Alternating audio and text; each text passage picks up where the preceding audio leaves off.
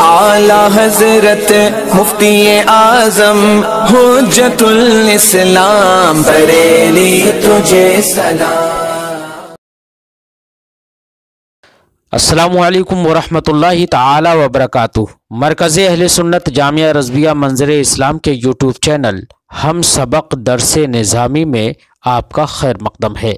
پیارے بچوں، جنہوں نے ہمارے چینل کو اب تک سبسکرائب نہیں کیا ہے وہ ضرور سبسکرائب کر لیں اور بیل آئیکن بھی دبا دیں تاکہ ہر ایک ویڈیو کی نوٹیفیکیشن اپلوڈ کرتے ہی آپ تک پہنچ جائے، اور اپنے ساتھیوں سے بھی شیئر کریں۔ بات پسند آئے تو لائک بھی کریں اور اپنے قلبی تأثر کو کمنٹ کر کے ضرور بتائیں۔ اب آپ کے سامنے جامعہ رضویہ منظر اسلام کے ایک اہم اور ماہر استاد حضرت مولانا مفتی محمد ابراہیم صاحب قبلہ ہدایہ کا درس دیں گے۔ آپ ان کی گفتگو کو بغور سماعت فرمائیں۔ بسم اللہ الرحمن الرحیم۔ والسنۃ فی الطلاق من وجہین۔ اب یہاں سے یہ بات بیان فرماتے ہیں کہ سنت طلاق میں یہ دو طرح سے ہے، ایک سنت فی الوقت اور ایک ہے سنت فی العدد۔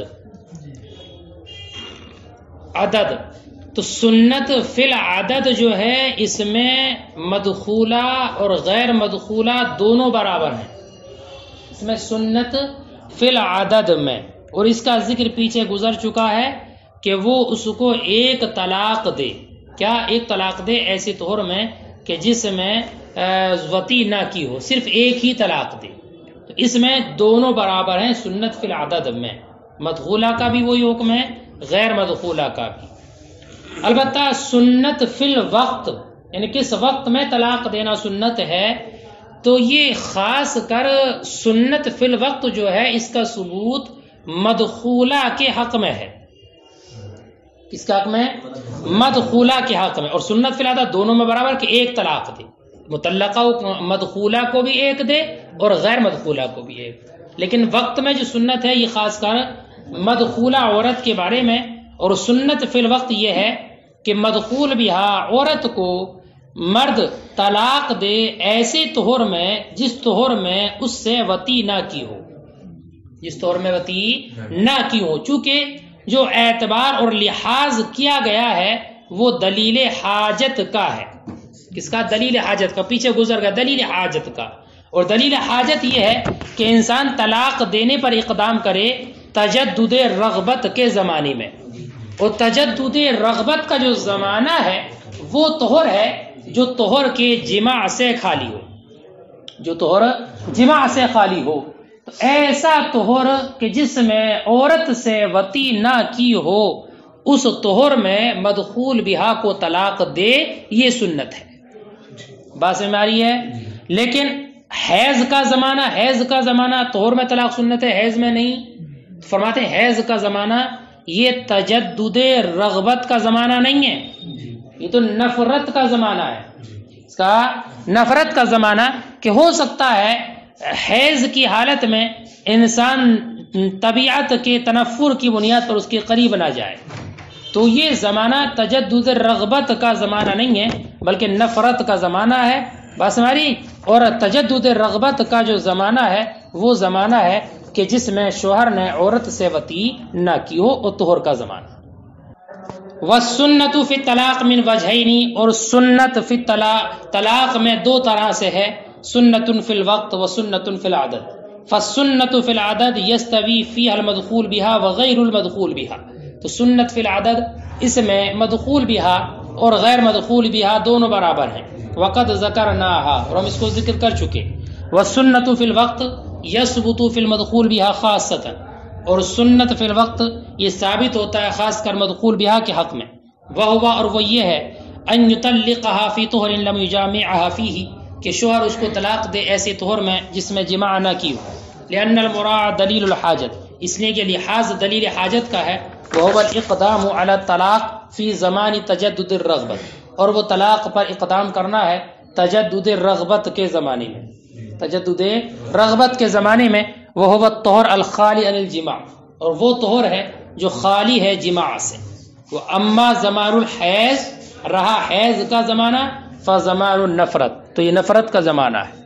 وبالجماع مرتن فی الطہر تفتر الرغبہ، اور طہر میں ایک بار جماع کر لینے سے رغبت ختم ہو جاتی ہے، کہ اگر عورت سے جماع ہی نہ کیا ہو اور پورا طہر گزر جائے تو اس میں رغبت کا وجود ہوتا ہے، لیکن ایک مرتبہ اگر وطی کر لی تو اب رغبت جو پہلے تھی وہ اب کم ہو جائے گی۔ وغیر المدخول بها یطلقها فی حالت الطہر والحیض، تو طہر کی حالت میں جو طلاق دینے کا حکم ہے یہ مدخول بہا کے لیے ہے، لیکن اگر عورت غیر مدخول بہا ہے، یعنی اس سے صرف نکاح ہوا ہے، ابھی قربت اختیار نہیں کی ہے، تو اس کو طلاق دینا جائز ہے، حالت طہر میں بھی اور حالت حیض میں بھی۔ یعنی حالت حیض میں طلاق دینا بھی اس کے لیے سنت طلاق ہی ہوگا۔ کیا ہوگا؟ سنت طلاق ہی ہوگا، برخلاف امام ظفر کے۔ امام ظفر اس میں یہ کہتے ہیں کہ جیسے مطلقہ عورت کو، مدخول بہا عورت کو طہر میں طلاق دینے کا حکم ہے، وہ طہر بھی ایسا جس میں جماع نہ کیا ہو، ایسے ہی غیر مدخولہ کو بھی طہر میں ہی طلاق دینے کا حکم ہوگا، حیض میں نہیں۔ بات سمجھ میں آ گئی؟ امام ظفر کا مذہب یہ اس کو قیاس کرتے ہیں مدخول بہا پر۔ امام اعظم کی دلیل یہ ہے کہ اصل مقصد ہے تجدد الرغبت، تجدد الرغبت کے زمانے میں طلاق دینا یہ سنت ہے، اور غیر مدخول بہا عورت میں رغبت پائی جاتی ہے، حیض کی بنیاد پر رغبت کم نہیں ہوتی ہے۔ غیر مدخولہ میں حیض کی وجہ سے رغبت کم نہیں ہوتی، اس لیے کہ جب تک مقصود حاصل نہ ہو جائے اس کی رغبت رہتی ہے، تمنا رہتی ہے، اور مدخول بہا میں وہ مقصود حاصل ہو چکا ہے، اس لیے وہ رغبت اس میں نہیں رہتی ہے۔ ٹھیک ہے؟ وغیر المدخول بہا یطلقها فی حالت الطہر والحیض، اور غیر مدخول بہا کو طلاق دے حالت طہر میں اور حالت حیض میں، خلافا للظفر وہو یقیسها علی المدخول بہا، اور وہ اس کو قیاس کرتے ہیں مدخول بہا پر۔ ولنا ان الرغبۃ فی غیر المدخول بہا صادقہ، اور ہماری دلیل یہ ہے کہ مدخول بہا میں رغبت صادقہ ہے، غیر مدخول بہا میں رغبت صادقہ ہے، لا تقل بالحیض، وہ حیض کی بنیاد پر کم نہیں ہوتی ہے، ما لم یحصل مقصود، جب تک مقصود حاصل نہ ہو جائے۔ وفی المدخول بہا تتجدد بالطہر، اور مدخول بہا میں وہ متجدد ہوتی ہے رغبت طہر کی وجہ سے، اور اس میں تو ابھی چونکہ شادی نکاح ہوا ہے تو ابھی اس میں کوئی نفرت وغیرہ کا معاملہ نہیں ہے، ابھی تو رغبت سچی ہے، موجود ہے۔ بات سمجھ میں آ گئی؟ قال امام قدوری فرماتے ہیں وَإِذَا كَانَتِ الْمَرْأَةُ لَا تَحِيضُ، یہ تو اس وقت جب عورت کو حیض آتا ہو تو اس کے طہر وغیرہ کا اعتبار کیا جائے گا، ٹھیک ہے نا؟ لیکن اگر عورت کوئی ایسی ہے کہ اس کو حیض آتا ہی نہیں ہو، دو وجہ سے ہو سکتا ہے کہ حیض نہ آتا ہو اس کو، یا تو زیادہ بوڑھی ہے، عائشہ ہے، حیض سے مایوس ہو چکی ہے، یا صغیرہ ہے، بالغ ہی نہیں ہوئی ہے، ابھی حیض نہیں آتا، تو اگر صغر کی بنیاد پر یا کبر کی بنیاد پر حیض نہیں آتا اور شوہر اس کو 3 طلاقیں دینا چاہتا سنت کے اعتبار سے، جو طلاق سنت ہے 3 طلاق، طلاق حسن کا طریقہ ہے، تو اس کا طریقہ کیا ہوگا؟ فرماتے اس کے لیے حکم یہ ہے کہ وہ اس کو 1 طلاق دے، عائشہ کو یا صغیرہ کو 1 طلاق دے، اور پھر 1 مہینہ گزرنے کا انتظار کرے، جب 1 مہینہ گزر جائے تو دوسری طلاق دے، پھر جب 1 مہینہ اور گزر جائے، تیسرا مہینہ آ جائے تو تیسری طلاق دے۔ یعنی جیسے حیض والی عورت کو طلاق دینے کا حکم ہے 3 طہروں میں 3 طلاق، تو اب اس کو چونکہ حیض آتا نہیں ہے اس لیے طہر نہیں مانا جائے گا، اب اس کا تو سارا زمانہ طہر کا زمانہ ہے، تو اس میں اعتبار کیا جائے گا 3 مہینے، ہر مہینے میں 1 طلاق دے۔ کیوں؟ اس لیے کہ اس کا 1 مہینہ قائم مقام ہوگا حیض کے، کیا صغیرہ کا بھی اور عائشہ کا بھی 1 مہینہ قائم مقام حیض کے۔ اللہ تعالیٰ نے سورہ طلاق میں ارشاد فرمایا واللائی یئسن من المحیض، اور وہ عورتیں جو مایوس ہو چکی ہیں حیض سے، انا پوری آیت کریمہ واللائی یئسن من المحیض ان ارتبتم، کیا ان ارتبتم فعدتهن 3 اشہر، کیا واللائی لم یحضن، کہ وہ عورتیں جو حیض سے مایوس ہو چکی ہیں اگر تمہیں شک ہے تو ان کی عدت 3 ماہ ہے، اور وہ جن کو حیض نہیں آتا، ٹھیک ہے؟ تو حیض یہ 1 مہینہ جو ہے اس کے حیض کے قائم مقام ہوگا، کس کے قائم مقام ہوگا؟ حیض کے۔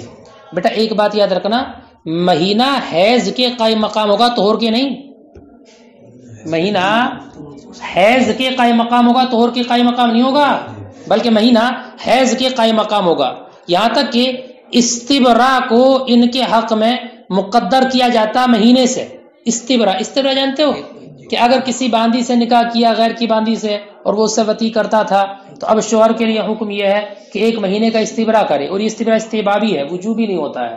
استبرا کیا کرے کہ 1 حیض آنے کا انتظار کرے جس سے یہ واضح ہو جائے کہ یہ حاملہ نہیں ہے، تو اس میں 1 حیض کا اعتبار ہوتا ہے، اور اس کو اگر حیض نہ آتا ہو تو 1 مہینے کا حکم ہے۔ تو جیسے استبرا والی صورت میں حیض کے قائم مقام مہینہ ہے، ایسے ان دونوں کے حق میں بھی حیض کے قائم مقام مہینہ ہوگا، طہور کے نہیں۔ باز میں آئے کہ نہیں؟ ٹھیک ہے، اب سنو، چلو اس کا ترجمہ لگاؤ پہلے۔ قال فرماتے ہیں وَإِذَا كَانَتِ الْمَرْأَةُ لَا تَحِيضُ، اور اگر عورت کو حیض نہ آتا ہو من صغر او کبر، بڑھاپے کی وجہ سے یا صغر کی بنیاد پر، فَأَرَادَ أَن يُطَلِّقَهَا ثَلَاثًا لِلسُّنَّةِ، اور ارادہ یہ رکھتا ہے کہ اس کو 3 طلاقیں دے سنت کے اعتبار سے، طلقها واحدہ، تو اس عورت کو 1 طلاق دے، فَإِذَا مَضَى شَهْرٌ، جب مہینہ گزر جائے، طلقها اخرى، اس کو دوسری طلاق دے، لأن الشهر في حقهما قائم مقام الحیض، اس لیے کہ مہینہ ان دونوں کے حق میں قائم مقام حیض کے۔ اللہ نے فرمایا واللائی یئسن من المحیض الی ان قال، یہاں تک کہ یہ فرمایا واللائی لم یحیضن، والاقامۃ فی الحیض خاصہ، اور اقامت یعنی قائم مقام ہونا خاص کر حیض میں ہے، حتی یقدر الاستبراء فی حقہما، یہاں تک کہ مقدر مانا جائے گا استبراء کو ان دونوں کے حق میں بالشہر مہینے سے، اور وہ حیض سے ہے۔ کون استبراء حیض سے ہوتا ہے، لا بطہر، نہ کہ طہر سے، یعنی امام شافعی کے نزدیک بھی استبراء حیض سے ہی ہوتا، وہ یہ نہیں کہتے 1 طہر کا انتظار کرے، جیسے عدت میں کہتے ہیں 3 طہر عدت ہوگی، استبراء میں نہیں کہتے کہ 1 طہر کا انتظار کرے، نہیں، 1 حیض کا، لا بطہر، نہ کہ طہر کے قائم مقام۔ ثم ان کان طلاق فی اول الشہر یعتبر الشہور بالاہلہ، سنو بیٹا، اب یہاں سے ایک بات اور یہ بیان فرماتے ہیں کہ یہ کہا نا 3 مہینے، تو مہینے کون سے مانے جائیں گے، چاند کے یا یہ انگریزی مہینے؟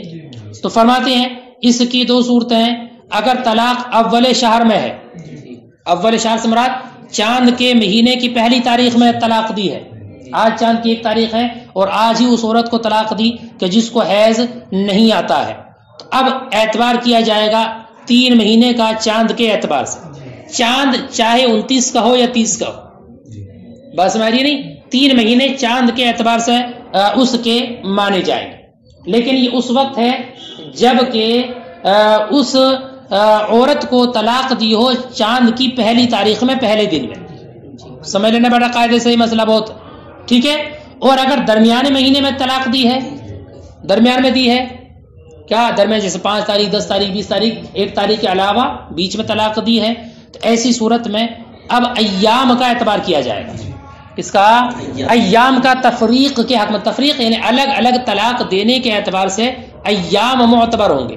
ایام معتبر ہونے کا مطلب یہ ہے کہ اب ہر مہینہ 30 دن کا شمار کیا جائے گا، ہر مہینہ 30 دن کا، یعنی 1 مہینہ 30 دن کا مانا جائے گا، اور جس دن سے اس نے طلاق دی ہے اس دن سے 30 دن شمار کرے، جب 31واں دن آئے تو دوسری طلاق، اگر 30ویں دن میں بھی طلاق دے دی نا تو 1 مہینے میں 2 طلاق ہو جائیں گی، اس لیے 30ویں دن میں بھی طلاق نہ دے، 31ویں دن میں طلاق دے، بس میں آ گئی، پھر اس کے بعد 30 دن اور گزرے، اس کے بعد 1 طلاق دے، تو اب ہر مہینہ اعتبار کیا جائے گا 30 دن سے، کتنا بیٹا؟ 30 دن سے۔ یہ تو معاملہ ہے طلاق کا اور عدت کا۔ طلاق کا، عورت کو طلاق دینے کا سنت طلاق کا طریقہ یہ ہے، فرماتے عدت بھی ایسے ہی ہے، امام اعظم کے نزدیک عدت کا معاملہ بھی ایسے ہی ہے۔ ظاہر سی بات ہے جب اس کی طلاق مہینے کے اعتبار سے ہے تو عدت بھی اس کے مہینے کے اعتبار سے ہی ہوگی 3 مہینے۔ اب عدت کیسے گزرے گی؟ تو عدت کا بھی معاملہ یہی ہوگا، بس میں کہ نہیں، یا اگر شوہر کا انتقال وغیرہ ہو گیا بیٹا تو عدت کا حکم کیا ہوگا؟ تو بات وہی ہے، اگر 1 تاریخ ہے چاند کی تو اب اعتبار چاند کے اعتبار سے ہوگا، مہینہ چاہے 29 کا ہو یا 30 کا ہو، نہیں بات ہے ہماری۔ ارے 1 تاریخ میں شوہر کا انتقال ہو گیا، اب متوفی عنہا زوجها کی عدت 4 مہینے 10 دن ہوتی ہے، تو 4 مہینے تو چاند کے اعتبار سے گزر جائیں، چاہے مہینہ 29 کا ہو یا 30 کا ہو، اور 10 دن 5ویں مہینے کی گزریں گے، بات میں آگے نہیں۔ اور اگر اس کے علاوہ میں عدت شمار ہوئی ہے 1 تاریخ کے علاوہ میں، تو اب ہر مہینہ 30 دن کا مانا جائے گا، سمجھ رہے ہیں؟ ہر مہینہ 30 دن کا، اب 4 مہینے 30 دن 120 دن تو وہ ہوئے، اور 10 دن اور، تو اب کل ملا کر 130 دن عدت ہوگی۔ اب مہینے چاند کے چاہے 28 کے ہوں یا 30 کے ہوں یا 29 کے ہوں، کوئی اعتبار نہیں ہوگا، اب ایام کا اعتبار ہوگا۔ یہ امام اعظم کا مذہب ہے، بات سمجھ میں آ گئی بھائی؟ البتہ صاحبین کا مذہب اس میں تھوڑا مختلف ہے۔ صاحبان یہ کہتے ہیں اول کو اخیر سے پورا کیا جائے گا، اول کو اخیر سے پورا کیا جائے گا. کیا مطلب؟ سنو، جیسے جس مہینے میں اس نے طلاق دی ہے، جس میں عدت شروع ہوئی ہے اس کی، مثلا چاند کے اس نے 15 تاریخ کو طلاق دی، مہینہ ہوا 29 کا، بس میں یہ 16 تاریخ کو طلاق دی، 29 کا مہینہ ہوا تو 14 دن ہوئے. کتنے دن ہوئے؟ 14 دن. اور 3 مہینے عدت گزارنا پورے، تو اب یہ 14 دن تو ادھر ہو گئے. اس کے بعد چاند نظر آیا، اب وہ چاند کا پورا مہینہ مانا جائے گا، چاہے 29 کا ہو یا 30 کا ہو. پھر مہینہ جو آیا وہ بھی پورا مہینہ مانا جائے گا، چاہے 29 کا ہو یا 30 کا ہو. پھر آخری مہینہ جو آئے گا اس کے 16 دن اس میں جوڑ دیے جائیں گے. اس کے چونکہ ادھر 14 دن ہوئے نا، جو 29 کا چاند ہوا اس کے 16 دن اس میں جوڑ دیے جائیں گے. اول مہینے کو آخری مہینے سے پورا کیا جائے گا 30 دن کے حساب سے، اور بیچ میں جو 2 مہینے آئیں گے وہ چاند کے اعتبار سے رہیں گے، چاہے 29 کا ہو یا 30 کا ہو. بات سمجھ گئے؟ ثم ان كان الطلاق في اول الشهر، پھر اگر طلاق اول شہر میں ہو، يعتبر الشهور بالاهله، تو اعتبار کیا جائے گا مہینے کا چاند سے. وان كان في وسطه، اور اگر درمیان میں ہے، فبالايام، تو ایام سے 30 دن سے. فی حق التفریق، تفریق کے حق میں، تفریق سمجھ رہو، طلاق الگ الگ کر کے دینے کے حق میں. وفی حق العدت كذلك عند ابی حنیفہ، اور عدت کے حق میں بھی ایسا ہی ہے امام اعظم کے نزدیک. وعندهما، اور صاحبین کے نزدیک، يكمل الاول بالاخیر، اول کو ان اول مہینے کو پورا کیا جائے گا اخیر سے. والمتوسطان بالاہلہ، اور درمیان والے جو مہینے ہیں وہ چاند کے حساب سے رہیں گے. وہی مسألۃ الاجارات، اور یہی اجارے کا، کرائے کا مسئلہ ہے. کیا مطلب؟ اگر کسی سے مکان کرائے پر لیا 3 مہینے کے لیے، تو اب اعتبار کیسا ہوگا؟ فرماتے ہیں اگر چاند کی 1 تاریخ میں شروع کیا رہنا تو ہر مہینہ چاند کے اعتبار سے مانا جائے گا. ٹھیک ہے، کہا 3 مہینے کے لیے مکان کرائے پر دے دو، تو اب 3 مہینے کیسے مانے جائیں گے؟ تو چاند کا اگر 1 تاریخ کو رہنا شروع کیا تو 3 مہینے چاند کے حساب سے 29 کا ہو یا 30 کا، اور اگر درمیان میں رہنا شروع کرا ہے تو ہر مہینہ 30 دن کا. ٹھیک ہے. اور امام صاحبان کا مسئلہ وہی ہے کہ اول کو آخر سے پورا کیا جائے گا. قال، فرماتے ہیں ويجوز ان يطلق، اسی سے متعلق مسئلہ بیٹا، فرماتے ہیں اور جائز ہے کہ اس عورت کو طلاق دے دے. کس کو؟ عائشہ کو یا صغیرہ کو. ولا يفصل بين وطئها وطلاقها، اور اس کے طلاق اور وطی کے درمیان کوئی زمانہ فاصل نہ ہو، یعنی طلاق دے وطی کے فوراً بعد بھی، یہ بھی جائز ہے. جیسے وہ عورت کہ جس کو حیض آتا ہو اس کو وطی کے بعد طلاق دینا جائز نہیں ہے، لیکن اگر عائشہ ہے یا صغیرہ ہے تو اس کو بعد وطی بھی فوراً طلاق دینا جائز ہے. امام ظفر کا اس میں اختلاف ہے، وہ یہ کہتے ہیں نہیں، دونوں کے درمیان 1 مہینے کا فصل کرے، اس لیے کہ یہ مہینہ اس کے حیض کے قائم مقام ہے. بس میں نہیں. اور دوسری وجہ یہ بھی ہے کہ جماع کی بنیاد پر رغبت اس کی چلی گئی. وہ کہتے ہیں جب عورت سے جماع کر لیا اس نے تو اس کی رغبت ختم ہو گئی، اب رغبت پیدا ہوگی 1 مہینے کے بعد.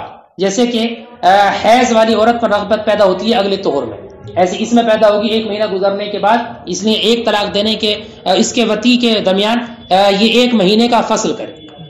ہماری دلیل یہ ہے کہ وہاں پر جو ہم نے یہ کہا تھا نا کہ حیض والی عورت کو وطی کے فوراً بعد طلاق نہ دے، یہ اس وجہ سے کہا تھا کہ وہاں پر حمل کا شبہ ہے. کس کا ہے؟ حمل کا شبہ ہے. اور ان دونوں میں عائشہ اور صغیرہ میں حمل کا شبہ ہی نہیں ہے، حمل کا شبہ ہی نہیں ہے. اور حیض والی عورت میں حمل کے شبہ کے اعتبار سے کراہت تھی، اس لیے وہ شبہ جب اس میں نہیں ہے تو اب اس کو طلاق دینے میں بھی کوئی حرج نہیں ہے. اور رغبت اگرچہ اس اعتبار سے رغبت اس میں چلی گئی ہے، اس اعتبار سے جو امام ظفر نے کہا ہے، اس اعتبار سے کہ ایک مرتبہ جب رغبت کر لی تو وہ رغبت انسان کی نہیں رہتی، 1 مہینے کے بعد دوسری رغبت پیدا ہوگی.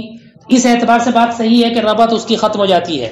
لیکن ایک دوسرے اعتبار سے صغیرہ یا عائشہ میں مرد کی رغبت زیادہ بھی ہوتی ہے.